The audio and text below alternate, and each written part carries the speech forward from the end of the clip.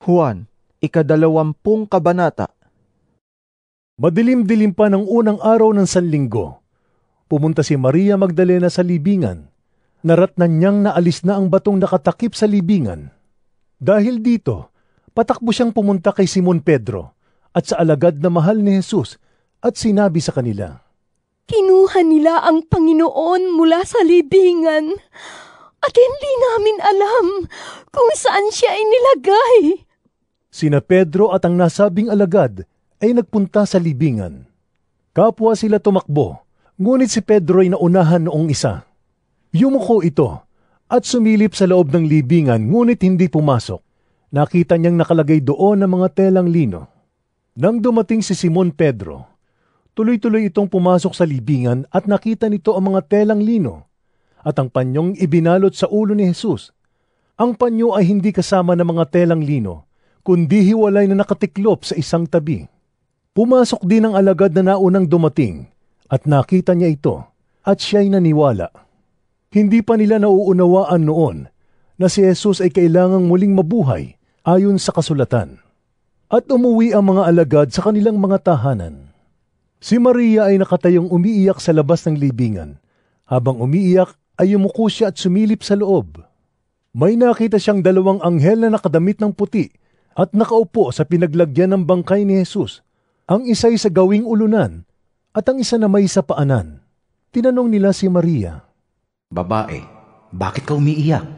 Sumagot siya, "Kinuha nila ang aking Panginoon at hindi ko alam kung saan siya inilagay." Pagkasabi nito'y napalingon siya at nakita niya si Jesus na nakatayo roon. Ngunit hindi niya nakilalang si Jesus iyon.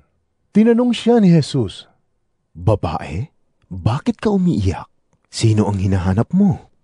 Akala ni Maria, ang kausap niya'y ang hardinero, kaya't sinabi niya, "Ginoo, kung kayo po ang kumuha sa kanya, pakituro nga po ninyo sa akin kung saan ninyo siya inilagay at kukunin ko." "Maria," sabi ni Jesus.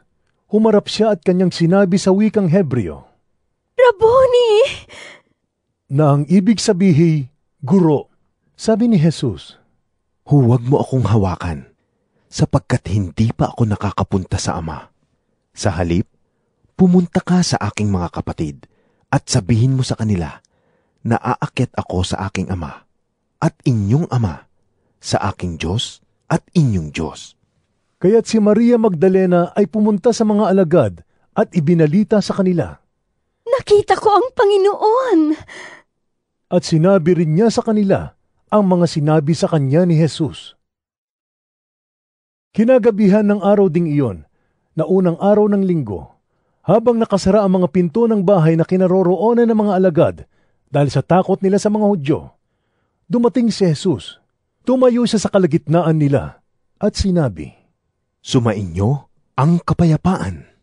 Pagkasabi nito, ipinakita niya ang kanyang mga kamay at ang kanyang tagiliran. Tuwang-tuwa ang mga alagad nang makita nila ang Panginoon. Muling sinabi ni Jesus, "Sumainyo ang kapayapaan. Kung paanong isinugo ako ng Ama, isinusugo ko rin kayo." Pagkatapos, sila'y hiningahan niya at sinabi, "Tanggapin ninyo ang Espiritu Santo. Kung patatawarin ninyo ang mga kasalanan ninuman, ay pinatawad na ang mga iyon. Subalit ang hindi ninyo patatawarin, ay hindi nga pinatawad." Ngunit si Tomas, na tinatawag na kambal at kabilang sa 12, ay wala roon nang dumating si Jesus. Kaya't sinabi sa kanya ng ibang mga alagad, "Nakita namin ang Panginoon." Sumagot si Tomas, "Hindi ako maniniwala hanggat hindi ko nakikita ang mga butas ng mga pako sa kanyang mga kamay, at hanggat hindi ko nailalagay ang aking daliri sa mga iyon, at nahahawakan ang kanyang tagiliran." Makalipas ang 1 linggo, muling nagkatipon sa loob ng bahay ang mga alagad at kasama nila si Tomas. Nakasara ang mga pinto, ngunit pumasok si Jesus at tumayo sa kalagitnaan nila. Sinabi niya, "Sumainyo ang kapayapaan." At sinabi niya kay Tomas, "Ilagay mo ang iyong daliri dito, at tingnan mo ang aking mga kamay. Ilagay mo ang iyong kamay sa aking tagiliran. Huwag ka nang mag-alinlangan pa. Sa halip ay maniwala ka. Sumagot si Tomas. Panginoon ko at Diyos ko. Sinabi sa kanya ni Jesus, Naniniwala ka ba dahil nakita mo ako? Pinagpala silang hindi nakakita, gayon may naniniwala.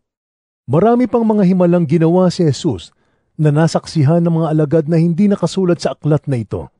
Ngunit ang mga nakasulat dito ay isinulat upang kayo sumampalataya na si Jesus ang Kristo, ang anak ng Diyos, at sa pagsampalatayang iyon ay magkaroon kayo ng buhay sa pamamagitan niya.